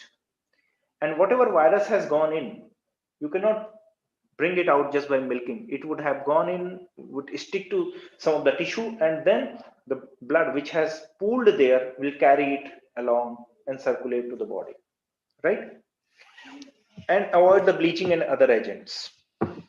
So this is the reporting I told that we were recording all this data when any needleistic injury is done. About the accident detail, date and time of exposure and what procedure was done, where it was done, what and actually what event happened, verbatim. Exposure detail means the route, percutaneous, mucous membrane, skin. If it is needle, then what is the size of needle, whether there was a ooze after needleistic injury or not, and what is the serological status of the source person and the serological status of the exposed person, because it will guide us about the at least anticipating the prognosis and the management of the patient, and sometimes medical legal issue also. Whenever we are evaluating our source, we have to take informed consent that needleistic injury exposure has happened from your blood and we want to investigate you. Means we cannot force a source patient to undergo any kind of investigation. This is according to law. We have to request him and we should not make him to pay for it. I know in our hospital it is practically not possible. At least we should not force him, and we have to see the financial condition of the patient. And also the confidentiality of the source person should not be exposed everywhere, which is true for any patient, and we all know how much we are practicing in our country. Care of the exposed person, we have to test the exposed person as soon as possible for HBsAg, NTSCV, HIV and ALT, means SGPT, and advise him to refrain from donating blood, plasma, organ, tissue or semen. But we should not ask them to modify the sexual practices, avoid pregnancy, discontinue breastfeeding or modify the professional activities. So these are the very important points, because whenever a person is exposed, he or she will have 20 questions and you will get their answers in this slide. There are no guidelines which suggest that we have to advise the person to avoid pregnancy or to discontinue breastfeeding or to modify the professional activities. So we have covered the local care, reporting, and now coming to the specific care. Suppose the exposure has happened with hepatitis C virus positive patient. Before I move ahead with the slide, let me inform you that in present era, hepatitis C virus treatment is very simple, not very simple, it is extremely simple. The government of India has launched a program which is called as National Viral Hepatitis Control Program. And the objective of the program is to decentralize the hepatitis C virus treatment services to the sub-center level. So you can understand how simple it is in present era to treat hepatitis C virus infection. Right, so if anyone is exposed to SCV, baseline investigation is done as we have learned, then no medication, no precaution, nothing. After 6 weeks, again test for ALT. At 24-week, test for NTSCV. If cost is not a problem and patient is of too much concern, then at 12-week you can test for SCV RNA. But please mind, SCV RNA is very costly. In open market, it costs something around 3,000 to 5,000 rupees. And anyway, if the person is found to be positive, you have to wait for next 6 months. So I will suggest only at 6 week test for ALT. Because if ALT starts showing rising, it is increased by 3-fold from the baseline. That means the infection has set in. But many infection, 25 to 40% of HCV infection clears naturally. So we have to wait, and after 6 months, we have to test for anti-HCV. If person is seroconverted, then we have to test for RNA and other things, treatment. And the same protocol follows for HBV also, but you have to do HBV DNA at 12 weeks instead of HCV RNA. For hepatitis B, we have two options. One is vaccine, second is immunoglobulin. And vaccine provides active immunity, immunoglobulin provides passive immunity. When we are giving vaccine, usual dose schedule is 0, 1, 6, 3 doses, 1 ml or 2 ml intramuscularly. And after 3 doses, 4 weeks after 3 doses, we are checking anti-H-based titer. If it is more than 10 milli international unit per ml, we consider that the person is protected, and we need not to repeat the titer, or we need not to give any booster doses of hepatitis B vaccine in future. Even if you keep on monitoring titers, it will become undetectable after a year or 2 or 3 years, but it doesn't mean that the person is susceptible to HBV infection. We all know, we all are doctor, we know that there the memory cells are formed, and as soon as if you have exposure, that memory cell will wake up and will form antibody even before the infection is set in, and this anamnestic reaction will take care of your exposure. So there's no need for repeated anti-H-based titer measurement, and there's no need for booster doses. Rather, if you keep on testing anti-H-based titer, the fact is that after 40 years of age, titer will go down, and you will be caught in a vicious cycle of anxiety and non-responder. Because naturally after 40 years of age, your immunity will go down, means not the immunity, but your titer will go down. You will again take a vaccine, but vaccine will not show that much of response. You now think that now I am non-responder, and with every exposure you will keep on taking immunoglobulin, and we all know that any immunoglobulin which is not developed in human being, when given to human, carries their inherent risk of reactions. Unfortunately, if anyone develops hepatitis B infection, they will develop acute hepatitis B, and 95% of those with acute hepatitis B recovers completely without any problem, and HbA1c is also cleared. This is the efficacy of post-exposure prophylaxis. If we are giving only vaccine or immunoglobulin, and you can see that the addition of immunoglobulin gives you 5 to 10% of benefit. It is not of much of benefit actually. And the dose of immunoglobulin is 0.06 ml per kg.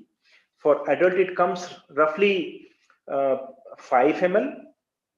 5 ml is a big volume, so it has to be given in gluteal muscles, because only those in 2 equal halves, because those muscles can accommodate this much volume. Other places it will be difficult.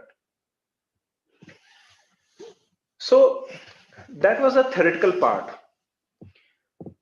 Suppose a person is coming to you that he is exposed to needle-stick injury. What you do? You first question you have to ask, what is the vaccination status?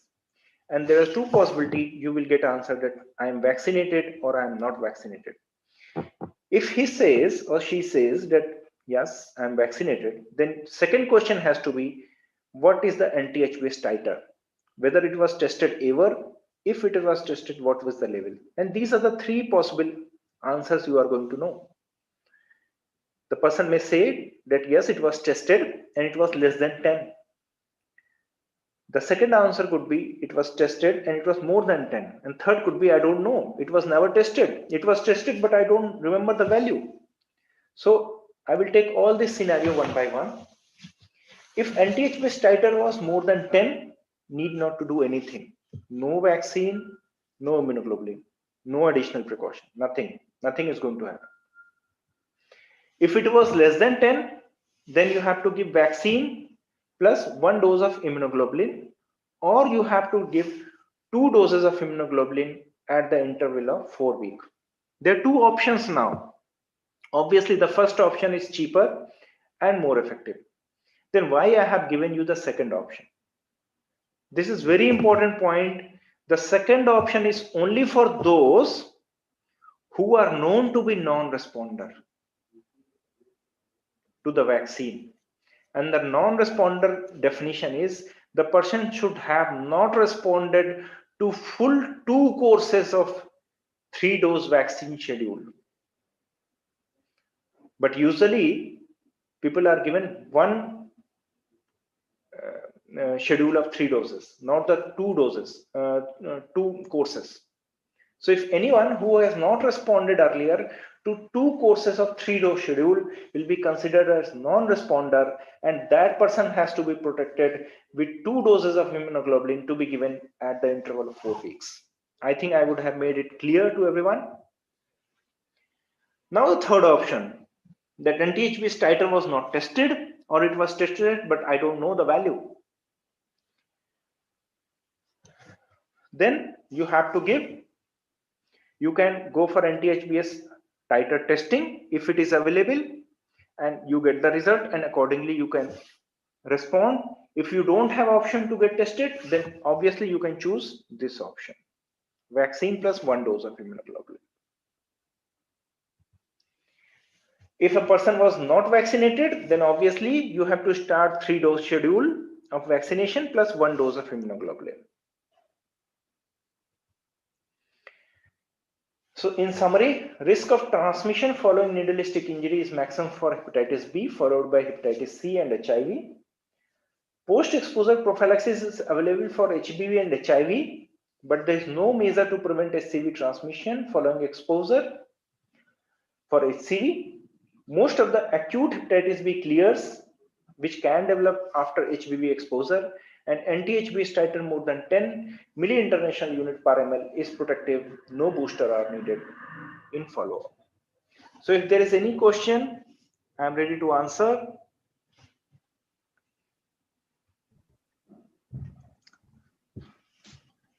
Sir, many a times there is a situation where we receive a call that a healthcare worker, while transporting the biomedical waste, has had a needle stick injury, and the exposure status is not known exactly whether the patient was seropositive or not. So how to proceed in those cases? Actually, in those cases, there are two. So there are 2 things. Very unfortunate thing. One, ideally, all the needle stick injury with unknown sources should be given prophylaxis for HIV, which I have not covered because I don't know about it, and I don't want to get also into the HIV, right? This is the one part. Second, if the person is exposed to any unknown source, he should immediately be treated as a needle stick injury, should be investigated for HBsAg, HIV, HCV and ALT, and should be followed after 6 months with HBsAg and HCV infection. At least these things should be done, plus HIV prophylaxis. Right, so this is the technical answer. But the unfortunate part of this answer, for which I worked a lot and tried, but every time I failed, is most of those healthcare workers who are dealing with needle and are facing needle stick injury are the contractual staffs, and they are not covered under SGPGI healthcare system. They have to procure even a single dose of vaccine from their ESI hospital, which unfortunately is not an easy job. So what we end up doing is just ignore those injuries and leave up to the God. That is the truth we are doing. I know this is a very, very disheartening answer, but this is the truth. Good afternoon, sir. Sir Sugata here. Yeah. I have a question. So you mentioned that in case of needle stick injury where there is the patient is HBsAg positive, if the healthcare worker is vaccinated and his titer was anti-HBs titer was more than 10 sometime back, like maybe 2 years or something back, should we need to repeat the anti-HBs titer to determine whether he needs? Nothing to be done. So anytime before, if the titer is more than 10, it is accepted. Anytime in life. Okay. Thank you. I have tested my anti-HBs titer only once, something around in 2004, and since then I have not tested. And you know that I am taking care of our G lab every day. So many anti-HBs titer I am validating. So if it's so easy for me to get it done any day, but I have not tested because I know if I am going to test, it will be negative. Okay, sir. Yeah.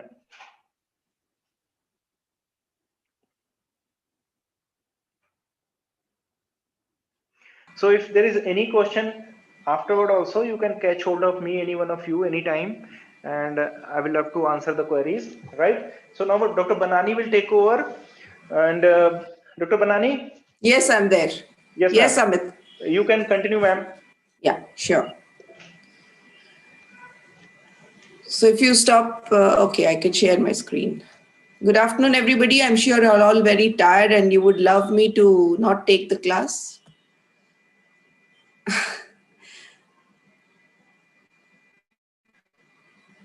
Do any of you really want this lecture?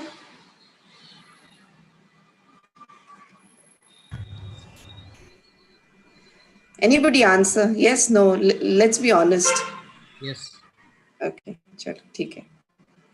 So I'll start with the case and I'm going to ask questions because I could see a few names. I don't know who that name, which department, but I'm just going to ask randomly.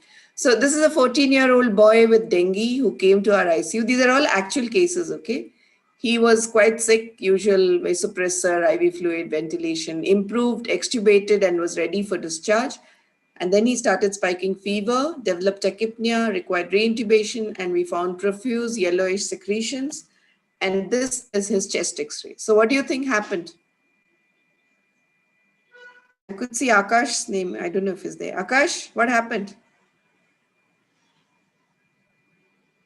Anybody? What happened? Why did he deteriorate? What is this? Ventilator-associated pneumonia. Fantastic. So what he got was a ventilator-associated pneumonia. So is that a hospital-acquired infection? Yes. Yes. Okay. So here we have another lady, a 40-year-old, treated for scrub typhus with MODS. Again, was a very sick patient, ventilation, pressors, transfusion, hemodialysis. As she was improving, again, high-grade fever, and then we got a blood culture which grew Klebsiella. So what is this? Anybody else? Central line associated bloodstream infection. Yeah, so you would say a bloodstream infection. It could be central line associated, catheter related. It could be because of the dialysis catheter. See, she was on hemodialysis. So yeah, that's also a central line. So catheter related bloodstream infection, CLAPSI, CRBSI, there are many names, right? So then again, another lady, a 28-year-old lady, postpartum, required multiple ventilation, tracheostomy medications, and she was actually vegetative, the family was being trained to take her home. She had no indwellings, just a urinary catheter, and still she developed fever, hematuria, and her urine culture grew E. coli. So what is this called now? COTI, catheter-associated. Yeah, okay. So catheter-associated urinary tract infection, the short form of which is COTI. Right. So all these are examples of hospital-acquired infection or nosocomial infections. And do they happen often or are they very rare? Very common. Very common. So the definition is an infection to an organism which was not carried by the patient at the time of admission to the hospital. So anybody who develops an infection in the hospital after a stay of 48 hours, and mind you, this can happen after discharge from hospital. There is another aspect of hospital-acquired infections or nosocomial infections. That is the other term that is used. Infections acquired by healthcare workers due to exposure while working in the hospital. So these are also called nosocomial infections, but today I will not be talking much about them. The principles of prevention are the same. Like already you have heard about needle stick injury. You have heard from Dr. Romi about the lab safety. So that all similar kind of things are important for preventing infections in healthcare workers. And what we do when we all go to RCH, putting on the full PPE to prevent us from getting infected, right? So is it a major problem? Okay. So even in well-to-do countries, it is a major problem. So 2.5 to 25%. I would say in India, it is more between 25 to 30%. In a WHO collaborative study, 8.7%, they covered some 55 countries, several hospitals, and they got 8.7% of hospitalized patients had nosocomial infections. And a report that came out in the BMJ in 2017 is in India, it is at least 15.5 per 100 patients, more than 2 times what we see in European countries and in the US. Unfortunately, we have very little reliable data, and there is very little published data on hospital-acquired infection in India, and we hardly have routine standardized surveillance data. So this is again another table that shows, if you see in developing nations, the bloodstream infections in the US on an average would be 2 per 1,000 patients, whereas in India or in other developing nations, it would be 8. It may be much more actually.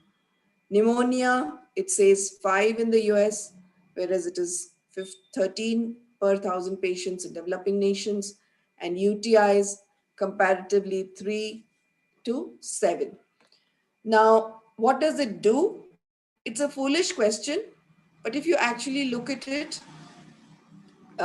categorically, it obviously increases the duration of hospitalization. You have to give antibiotics, so you kind of wait that much longer. It obviously increases the cost of therapy. So those two are the morbidities, and it increases the mortality. Very obvious statements, but we need to keep that in mind. Why is there an increased susceptibility? The host has multiple problems. He is nutritionally compromised. Many of them have compromised immunity, not only because of their diseases, but also because of the drugs that we give them. They are immobilized. And then the environment, they are in close contact with infections. So patients are cohorted together. Fomites, they are touched with all kinds of articles which carry organisms. There is invasion of natural barriers. So we put in central lines, we put in urinary catheters, we intubate them. So all their natural barriers are invaded. The skin gets invaded too. And then anybody who comes into the hospital gets colonized. It can happen as early as a few hours and definitely within 24 hours. And there is so much of antibiotic usage, so there is antibiotic pressure and resistant strains. So the sequence of events, a patient gets colonized, then we breach their natural barriers, their host defense is weakened, antibiotics are administered, which selects out the resistant strains, suitable conditions are present, this colonizer will happily lead to an infection. The sources and the sites, we already talked of them: intravascular catheters, urinary catheters, drains, tubes, implants, respiratory tract, surgical site. Actually, surgical site is one of the most common. And then any of these can disseminate it to bloodstream, which is the most dreaded, because obviously it can go anywhere in the body. And not only that, it can then cause even more dangerous things like infective endocarditis and all that. So the classification, there's a very, very long classification. If any of you go through the CDC or WHO documents on hospital-acquired nosocomial infections, it's a long list. Like even pneumonias are classified into hospital-acquired pneumonia, ventilator-associated pneumonia. Then even in ventilator-associated, it's first called ventilator-associated event, ventilator-associated infection, and then you have ventilator-associated pneumonia. So it's a long list. And never ever forget, even diarrhea can be hospital-acquired. And then, of course, fungal infections are coming up in a very big way and are actually a reality today. So how do they spread? What's the most important source of spread? Anybody? I know it's almost 5 minutes to 5, so you're all tired. Yes. It is from the healthcare worker usually. So which part of the healthcare worker? I mean, hand hygiene. Hands. So the most important, unfortunate, isn't it? We like to think that our hands are the healing hands. We cure patients with our hands. Unfortunately, those same hands are the ones that transmit infection. So nothing is more important than hand hygiene. It is the single most effective method of preventing any kind of hospital-acquired infection. And all of you who have gone through RCH know how much you people are looking after your hands. When you doff, you keep on doing hand hygiene like 20 to 30 times. And that is what has actually prevented all of us from getting infections while we have gone through RCH duties, apart from the wonderful PPE that we all get. So if you just look at this normal bacterial skin flora, look at the bacterial count and come to hands of medical personnel, which is much higher colony forming units than, even axilla, which we consider one of the more infected parts or dirty parts of the body, right? So there is a huge burden of bacteria on the hands of medical personnel, and we need to always be aware of it.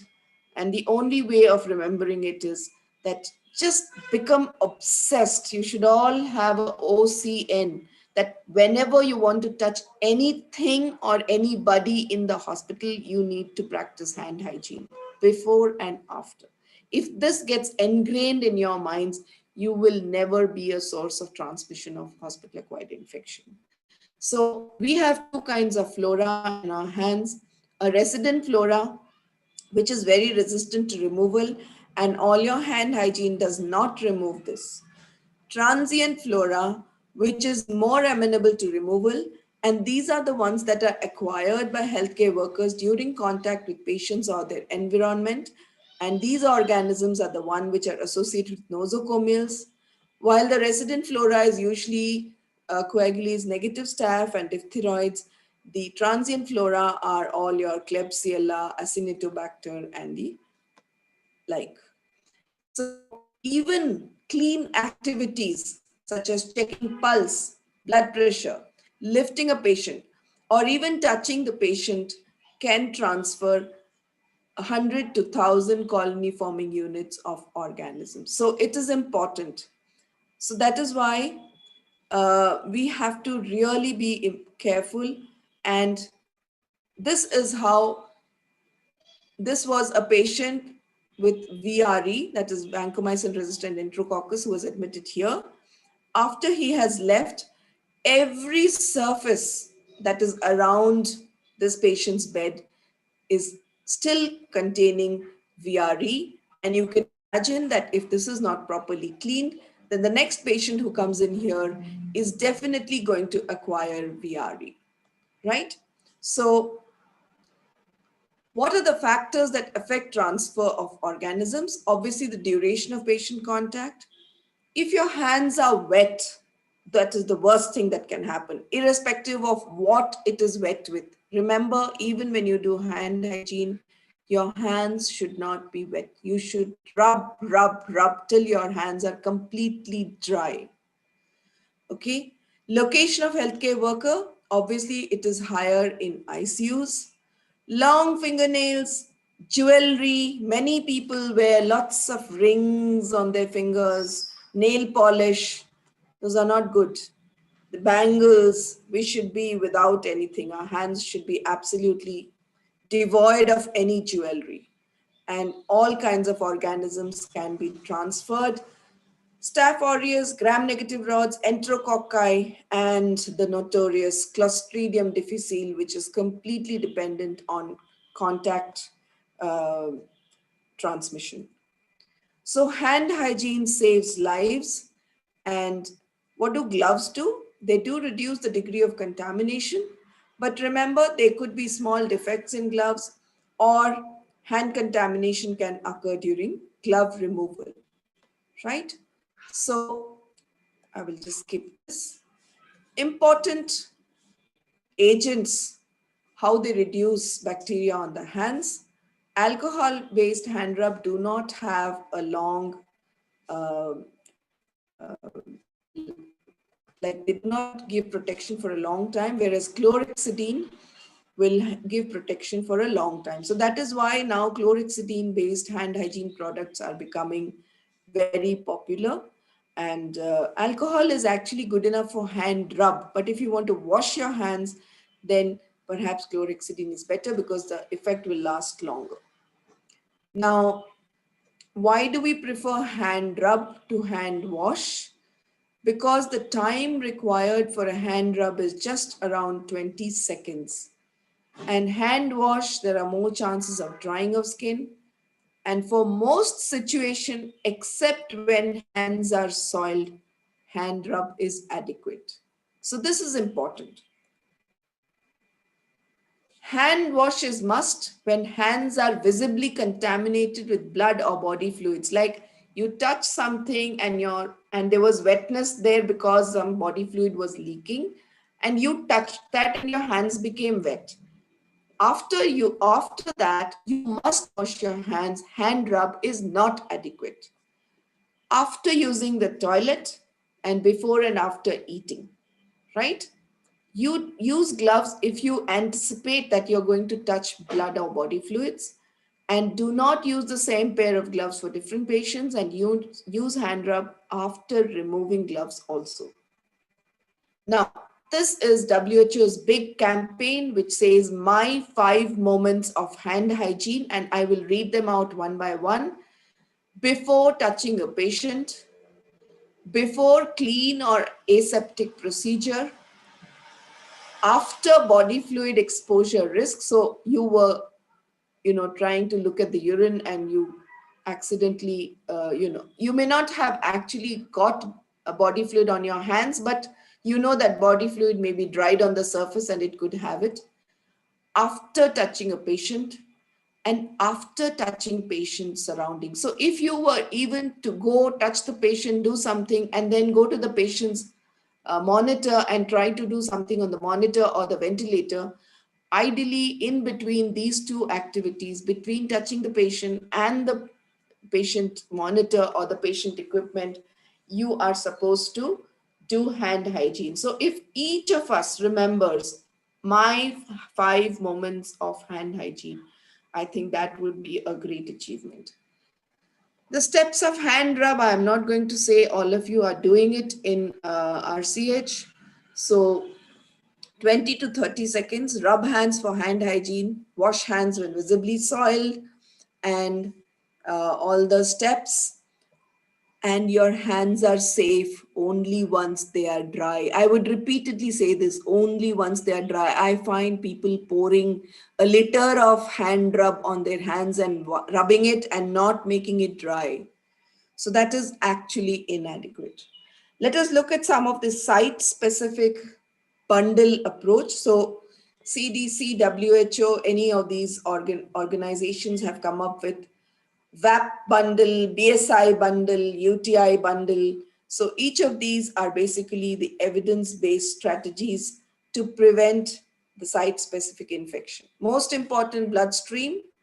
So when a CVC is placed, a catheter is placed, the person should be wearing a gown, hat, mask, and gloves, of course.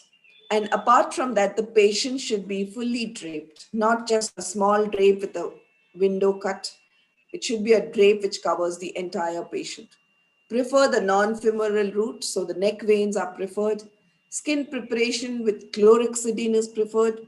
And once the catheter is already in place, there is no need for daily dressings. But routine inspection of the site of insertion is important to see if it is soiled, if there is blood, or if there is moisture. And if there is blood or moisture, that dressing needs to be changed. Remove if unhealthy. If the skin looks red, if there is a secretion coming out, then it needs to be removed. Aseptic precautions while accessing catheter for IV infusions or sampling. I will not, I am not showing you the picture, but alcohol swabs are available easily in our hospital, and all of you should ask your nurses to indent it so that when the IV site is accessed, they should first swab it with an alcohol swab, and all unnecessary catheters should be removed. Okay. And of course, hand hygiene, hand hygiene, hand hygiene. How infections get in. Even the bottle can have cracks. The junction bacteria can get in. If you're using a medication port or injecting directly into the bottle, that can be a source. Then where the insertion site is, this is a peripheral catheter. You can imagine that this can be multiplied hundreds of times if this is a central venous catheter, and if this bottle is a bottle containing high concentration dextrose like TPN or something. So this is how it should be fixed. See, there's a transparent dressing. If you cannot get a transparent dressing, at least cover it with a gauze so that you can see it, and inspect it every day. And not only that, there should be sutures to keep it in place, because movement is also bad. Anything which is outside, if it moves in, it can carry infection inside. Then we have ventilator associated pneumonia. We elevate the head end of the bed to prevent aspiration. The most important method how a patient develops pneumonia is by microaspiration. So elevation of the head is important. Maintain good oral hygiene. Otherwise, it is the organisms from the oral cavity which go down. Tracheal tube with subglottic suction, again to remove those very oral secretions. Stress ulcer prophylaxis. Why? Because it is the chemical pneumonitis which then goes on to a bacterial pneumonitis. Daily sedation interruption and assessment of extubation readiness. So don't keep the tube longer for the duration it is required. Other interventions: use non-invasive ventilation wherever feasible, avoid over-distension of the stomach, good humidification, no mobile condensates in the tubings, avoid unplanned extubations. Now, urinary catheter, use it only when essential. Aseptic technique of insertion, proper fixation, and dependent drainage. So I have pictures. See, the person is handling it with a sterile forceps and not using the hand, and proper fixation, pulling and checking, but don't over distend it. Fix it well. There should not be movement. If it is moving in and out, again, the same thing, it will traumatize and cause. And this is a closed system, and this is actually preferred because this has got a very nice, all kinds of systems are there that it is no touch, and even the drainage is done without opening the system to the air. And the proper placement, that the bag should always be dependent. You will often find when patient is transported or the bed is being made, the bag is lifted up and put on the bed. That should never be allowed, because reflux of urine occurs from the bag to the patient's urinary system, and that causes infection. Now, isolation precautions. Like, for example, if you have a patient with C. diff, this patient should be isolated. For contact precautions should be taken. If the patient has respiratory infection, influenza, parainfluenza, adenovirus, droplet precautions should be taken, which we are taking like for corona, and airborne precautions for those with smaller particles, TB, measles, varicella. But actually all this requires a lot of especially these two require a lot of building modifications, which we do not have in our hospital. Other important measures, I cannot not mention these. You have heard of some of them. Antimicrobial stewardship, everybody should know why they're prescribing antibiotics, what they're prescribing, how long it should be given, what are the cultures that should be followed up and sent and followed up, and it should be stopped at some time. Appropriate disinfection and sterilization, including cleaning of surfaces in the hospital. Every surface, the beds, as you saw in that picture, needs to be cleaned. Appropriate waste management, nobody gives importance to this. Those bags that the administration is trying to implement is almost never followed. The sharps are not disposed properly, the glass is not disposed properly. Good lab services to ensure prompt diagnosis of infections and good quality drugs. Now, there are some organizations or whatever, some resources available for infection prevention and control in India. It is very, very, very inadequate, but yet there is. Actually, even Swachh Bharat Abhiyan, if we keep our environment clean, that will in turn decrease the burden of infections. So National Accreditation Board of Hospitals, National Health Missions, National Health System Resource Center, Swachh Bharat Abhiyan, and the Kaya Kalp, which is a clean hospital initiative. We never seem to have heard of it, but it is there on paper. So all these are important. Thank you. And I would be happy to take any questions if there are any. I know all of you are very tired and you just like to go back and have your cup of tea and get back to whatever you were doing. Anything? Okay. Thank you very much. Bye-bye.